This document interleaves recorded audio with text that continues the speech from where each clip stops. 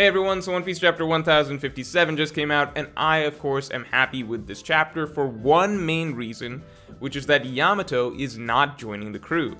As many of you may know, that is something that I've hoped for a long time, and I established a good while back in my videos why I felt it made no sense for Yamato to join the crew unless she went through some major character development, which of course she did not throughout the Wano arc.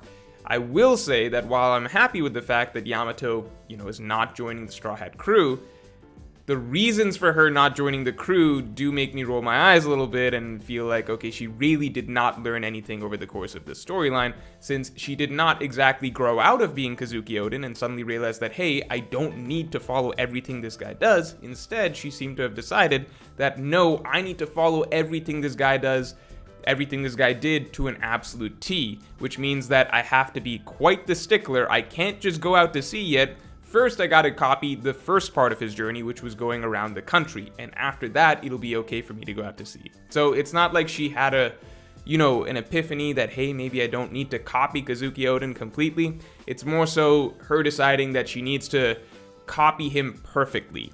And in doing so, that means that she cannot go out to sea yet, because she has to copy the initial stuff Kazuki Oden did as well. So it's like, okay.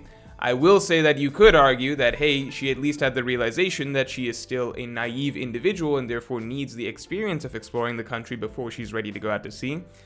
But to that, I would say I would have loved to have seen this moment of character development, this moment of growth, this realization happen on screen. I would have loved to have seen Yamato have some sort of realization about what is the correct thing for her to do on screen, because the last that we saw of her, once the battle was over and everything like that, she was telling the Straw Hat crew, hey, I'm going to be joining.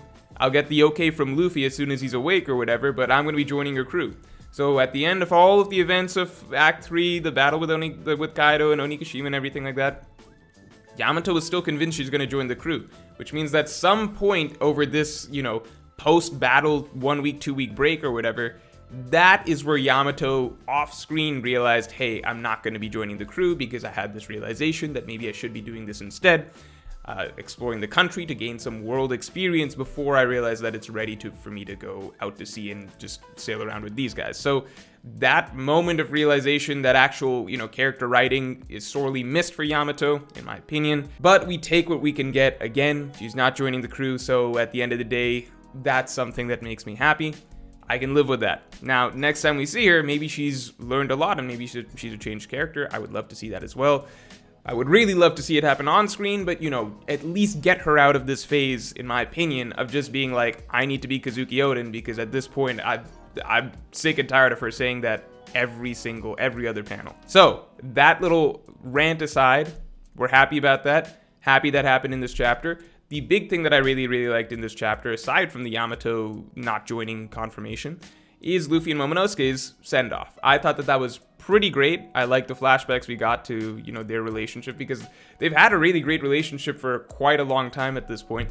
And the way it's developed with them being initially really antagonistic towards each other, both basically acting like little kids, really like brothers fighting. We'll talk about that in a second.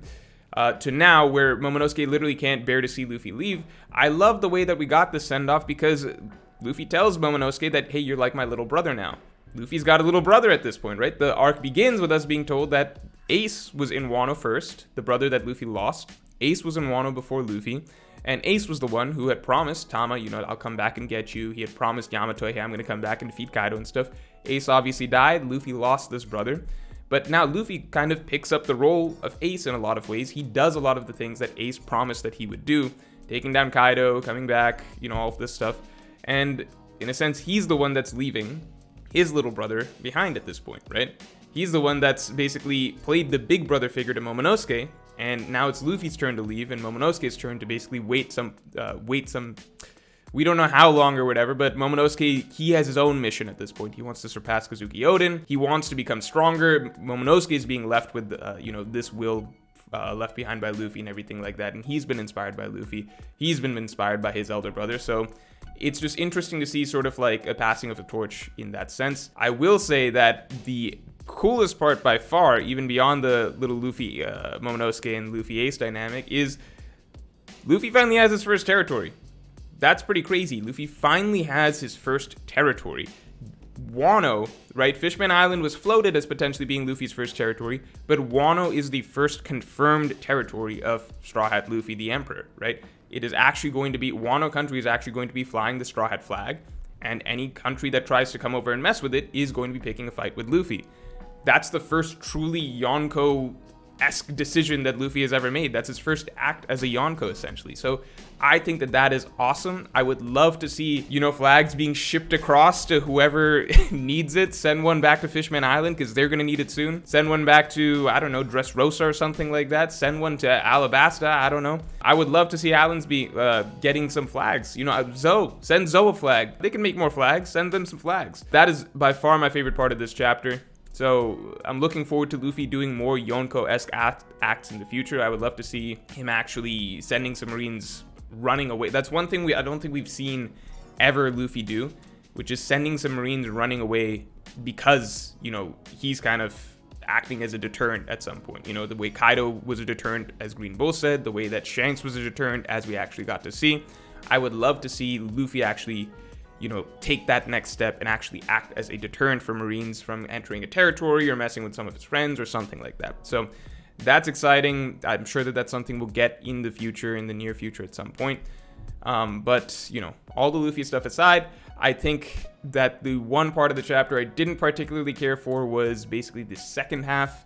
The second half of the chapter I didn't particularly care for, I guess, because I think overall, this is just going to be personal preference type stuff. I felt like a lot of the narration going on through the play of them recounting the events of the arc, but in a very grandiose manner, it felt just a little too self-congratulatory to me. Just like Oda hyping up or patting himself on the back almost of like, yes, the events of this arc were so magnificent and poetic, and let me just break them all down for the reader one more time. Like, it felt a little self-congratulatory to me, is all I'll say.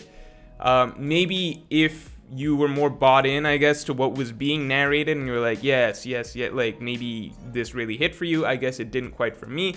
I think where it definitely lost me was once it got to recounting the Hiyori and Orochi scene that we never really got to see, but I can't tell at the moment if that was something that really should have happened or if it was intended to have happened actually in real time, back after Denjiro actually cut down Orochi and then Hiyori was maybe supposed to give a final proclamation or something like that, or if it was always planned to have been saved for this, this play scene. Maybe it was always planned to have been saved for this play scene just because, it feels like a very stage-like dramatic moment, theatrical moment, you could say.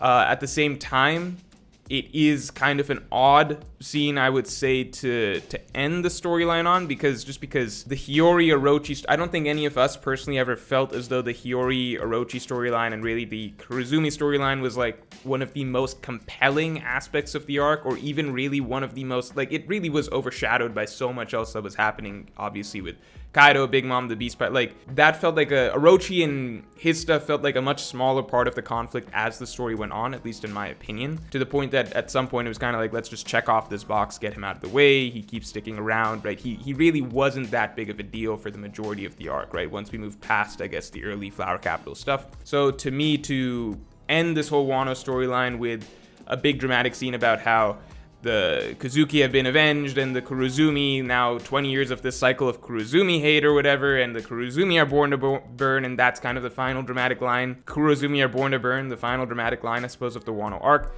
That feels a little odd to me, just because that just never felt like, as time went on in the grand scheme of things, that's maybe not the strongest scene or the most important scene to really end the storyline on. That's kind of just me. I feel like if we'd gotten that, maybe like a full chapter dedicated to Orochi going down or something, that might have been the perfect point to get that sort of a scene.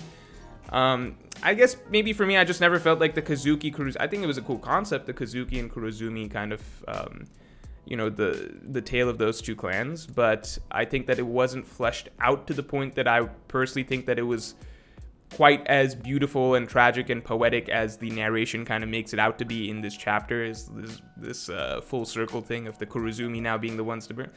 I don't know. I also think that there is something that you could definitely say to the idea that, sorry, there's some sirens going on outside.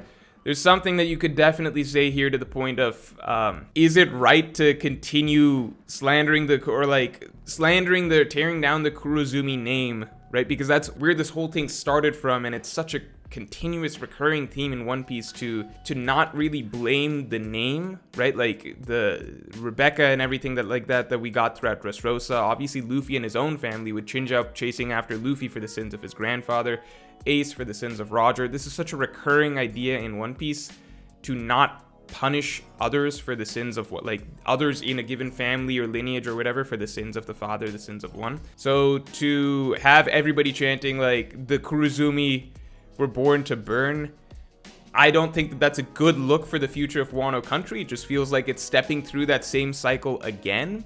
You could say, we went through Odin, I was born to boil, but when they were saying Odin was born to boil, that was actually a moment of praise, right? It was honorable that Odin was born to boil, right? He was born to boil for the sake of everybody else. He's the one that boils while keeping everybody safe. So when everybody's chanting Odin, he was born to boil, that's a really, really cool moment. It's actually everybody sending, I guess you could say, everybody honoring Odin in a way, right?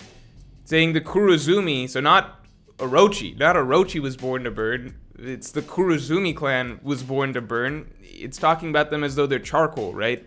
They're born to burn. This is clearly an extremely negative connotation that's going on here. So maybe I'm nitpicking here, but it just feels really odd to me. I think two things. I think odd that the whole storyline of Wano is ending with this scene of Orochi send-off, I guess, being the last really dramatic moment, as though this was the centerpiece of the story that's being focused on, when I personally didn't feel like that was the case. And then two, the messaging just being a little odd, and I feel like conflicting with a lot of what we've learned throughout One Piece up to this point. So overall, first half of the chapter I loved because of the Yamato stuff, her not joining specifically, and secondly, the Luffy Momonosuke situation, and also Luffy making Wano his territory. Second half of the chapter, it's not a big deal. It's just a narration. I mean, it's just the play basically going through the beats of the story and spinning it, in a very, I guess, theatrical Shakespearean manner or whatever, which I wasn't super bought into, but maybe some of you were. And then the last messaging about Hiyori Orochi, I don't know about that exactly, but, it is what it is. So, Wano's over.